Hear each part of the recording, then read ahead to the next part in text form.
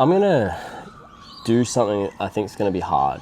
I'm gonna stick at it though, hold myself accountable. And what that is I'm gonna make a YouTube channel, right? And that is gonna be basically just around me practicing golf, right? And I don't really practice enough, right? Like at all. I've got a simulator that I built out the backyard here. I have access to a really great facility down the road that has a full gym and a couple of TrackMans in it that I never go to. And I have a lot of means to be better, and I actively choose not to be better. And I want to be, because I love golf. I love playing golf. And I want to be the best golfer I can be, but I've got to hold myself accountable a bit. So what this is going to be sort of about is kind of documenting my practice, right? So filming some practice sessions, talking about what I'm working on, talking about what works, what doesn't work, what feels are good, what feels aren't good, what numbers are good, what, analytics are great. Like, I also want to sort of maybe get other trainees involved and pick their brains about what works for them, what doesn't, what they work on. And then, maybe get some of my own clients involved and coach them and have that on camera as well. Who knows? I could do a bunch of different stuff, but the main thing is just like my own development as a golfer, as a player, as a person. So let's do it, right? Like, I'll get started right now. I've got heaps of equipment. I've got my sim out there. We might go hit some balls and see what happens, or I might go to the golf club. It's raining today, so don't know, but we'll go out to the golf club. Let's go out to the golf club. We'll hit some wedges, get a feel, start getting better at golf. All right, let's go. Let's go. Let's go.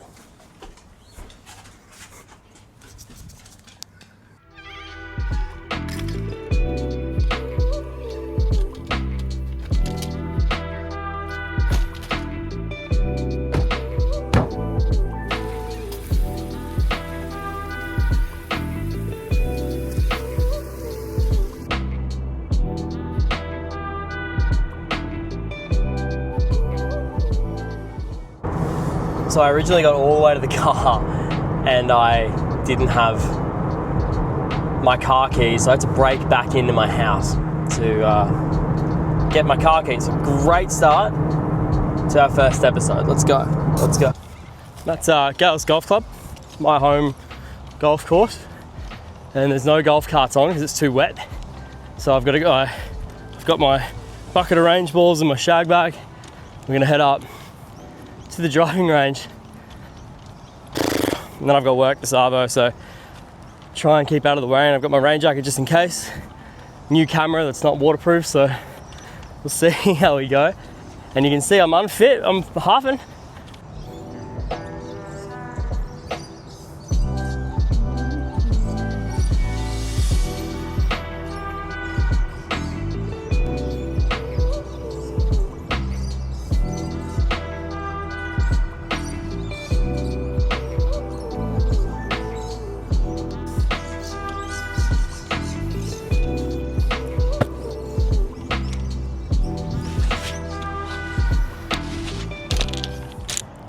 So I guess really what today is going to be about is I don't really want to be hitting out onto the range because it's super wet. I might hit a few golf shots just like at the end, but what I have got is my practice green up here. So we'll go for a walk, I'll show you. Practice green up here, I got my 3 pins. First thing I'm going to do is when I get back to there, where my station is, I'm gonna grab my rangefinder out and I'll see how far it is to each of these pins. Grass is really soft, really wet, so I've got to think about what bounce wedge I want to use and all that kind of stuff as well. So yeah, we'll see what happens. I think my wedge setup, we'll talk through the bag as well actually while we're here. So I'm a Shrixon guy. Here's my bag and my name with the Birds of Condor logo on it, which is cool. In my bag I've got 4 wedges, 60, 54 to 50, it's a 55, and then 46 pitching wedge and a gap wedge. And then I've got the ZX7 Mark IIs, 7 through to 4. And then I've got a Cobra 3-iron. I've got a new ZXI 3-wood in here, and then I've got a GT2 Titleist, and then I've got an Odyssey OG in here as well. But I'm going to work with this guy today, my best friend. Have a look at my shag bag. It's filled with ex-playing balls, so these are all just balls that I've used at some point in a tournament, and you know, either they hit a tree or a cart path, which for me happens all the time, and once I got a scuff on it, I don't want to use it anymore. So then it goes in the bag, and then I have a full bag just full of old playing balls over the past 1 or 2 or 3 years. So it's always good to have real golf balls to hit wedge shots with, I find, versus these, which are just the normal range ball. These don't spin as much, and they, you know, don't fly as far. They fly a bit higher. They do just not normal things. So when I'm hitting a precision sort of a golf shot like a wedge, I don't really want to be using a ball that I'm not using, because I'm not going to get real feedback. It's okay to hit a range ball when you're hitting a 7-iron, you know, down a range, because you're not actually, generally if you're hitting on a range like this and you're not using any sort of launch monitor, you're not really going to be getting the numbers. It's more so the feel, like you're practicing a move or a feel or something like that, or a technique. You're not really going to be judging your gapping or your yardages based off a range ball. But when I'm hitting these wedge shots, this is one I want to be very, very specific with my numbers that I'm hitting. I've got my rangefinder here. I'm going to find out how far it is to these pins. So that front one from where I am is 33. The back left one's 40, and the back right one's 36. So 33, 40, and 36. I'm going to just kick that ball. So I'll hit one here. Then I'll move the camera into a better spot so you can see what I'm doing.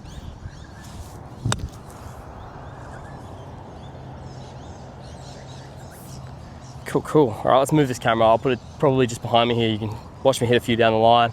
I'll talk about my process, and then I might chuck a few up on the green and see if the ball's spinning or not. Wet conditions might do. You can kind of see the flags in the background there. I'm just gonna go for that first one. It's 30 odd meters. So when I'm chipping, I like to, this is a pitch shot, right? I don't like to get wristy, hingy with it. I like to sort of feel like I'm nice and wide. And then that's gonna allow me to use the bounce a bit more. So I've got the bounce on the bottom edge of the club here. If I get too hingy with it, up like this, and then I try and, you know, get in like that, get the leading edge in, especially when it's wet like this, you're more likely to sort of get that one that like digs, and that's not what I want at all. I want to be gliding through the ball nice and wide with my golf swing, and then just keep the tempo up. And the main thing for me is I want to feel like I'm letting my body do the work, not my arms. All I mean by that is I just want to turn back and then turn through. And my main thing that I work on with this sort of a shot is I just want to feel like I'm standing up tall in my finish, and that's what's going to get the club head through the ball. Stops me from getting back and like this. Right, I want to feel like I'm gliding through and like pulling up, and that's what's going to get that ball with a bit of extra spin and get the ball a bit better flight. To show what I mean, so I actually sit ball a little bit forward in my stance, and I lean mostly in my left hand side, and I just open the face up a bit and just let the club use the bounce. See, that's cool. That spun so much. And that's the feel, is like I'm not really trying to take a divot so much. I'm trying to bruise the ground. So just bruise it instead of actually taking a big divot. I don't need to create heaps of compression, I don't think. Just gonna try and hit smooth golf swing. That's nice. That's so good. And then my main thing as well is like, other than pulling myself through the golf shot, I want to feel like I'm really exiting my club left. I really want the club to exit left, because if I almost want to hit this with a fade, right? A fade's going to give it that high, soft finish versus a draw. If I want the ball to run a little bit, then yeah, I can try and hit a draw a bit, but I want the ball to just land high and soft and not be doing too much exiting left and tall is my main focus with this golf shot.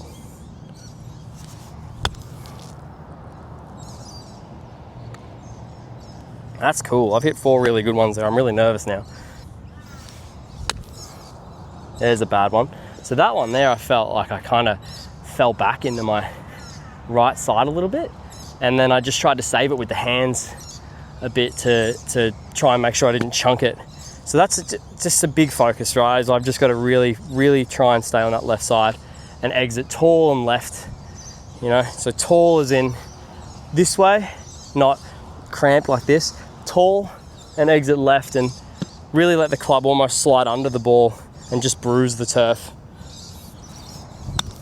That's better. High and soft, heaps of spin. Give it a brush, and then reset, do it all over again.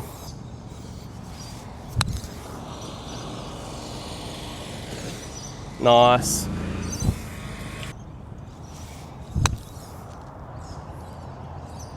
That was pretty cool. Nice. So let's change flags. Let's keep the same club. And we'll change off to that right one, which was about 35 meters. I can't actually remember, I'll have a look. But 33 meters, I think. Oh, how about we find out, eh? 36. See, if I had to hit 33, then I'd be 3-putting.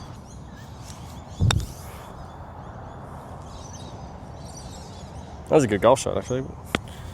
You're hitting it so well. I'm supposed to not be good at golf. That's cool. I'll put the camera up there and we'll see if we can get some shots of it. Maybe spinning, hopefully. Oh, I'm nervous about this.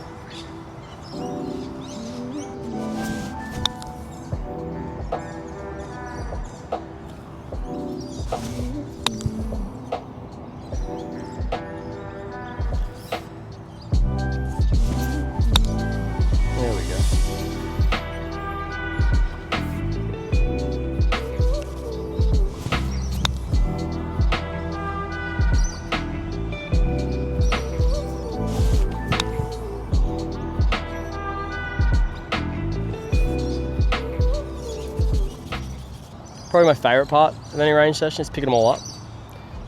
The old scoop, hop, in situation. Or if you're at tiger level, you just sort of scoop without actually kicking it up, like that. Like that. I find it easy to do that. More fun trying to catch it too.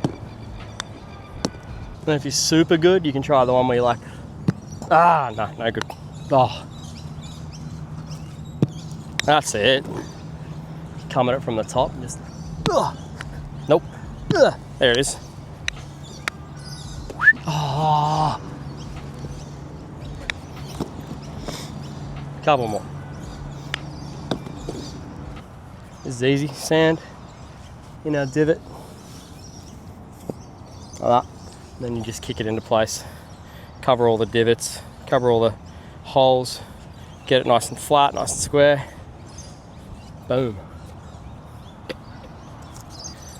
When you're done and you feel like you've had enough, grab the wedge back out, you grab the balls back out, and you do it all over again. We're going to move back a bit further this time.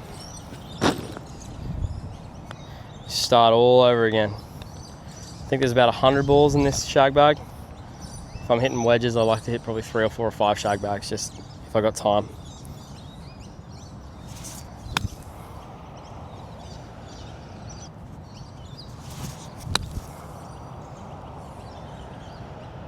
Change up flags between each shot.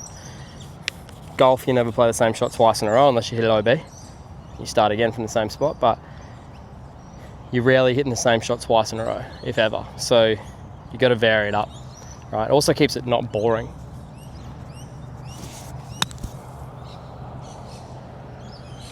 Challenge yourself constantly.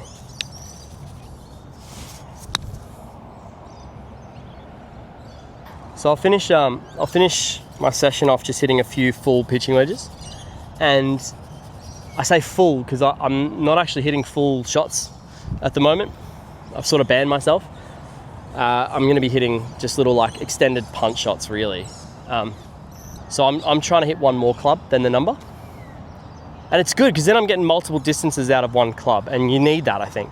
And what I'm trying to do is really get my body to turn, right? Get to here and turn the body just an extended, like what I was saying with chip shots, is I want to get my body to make the turn and finish tall.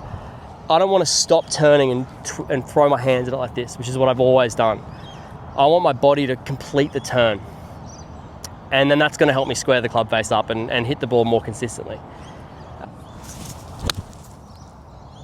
Just like that. That was so cool. Right next to the target. That's awesome. It feels like I'm hitting it with much more purpose, and it feels like I'm not over swinging and then getting out of position. I'm just back through, trying to stay on one plane. I do have a little bit, I've noticed lately I've been sort of coming over the top a bit, so I've got to hold back on that as well, but or not thin the living piss out of it. That's better.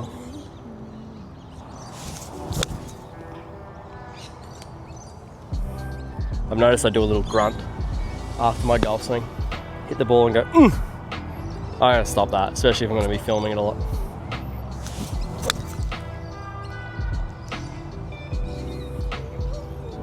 Love that. That was cool. One more, call it a day.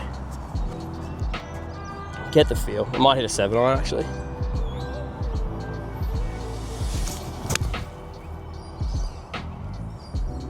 That's also...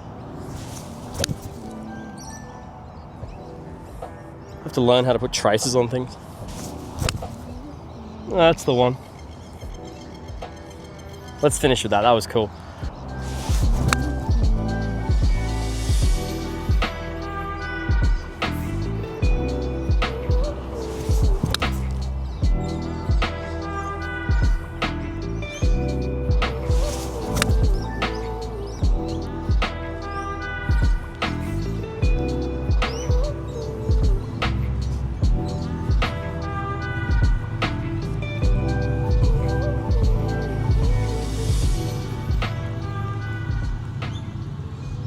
So I'll wrap it up.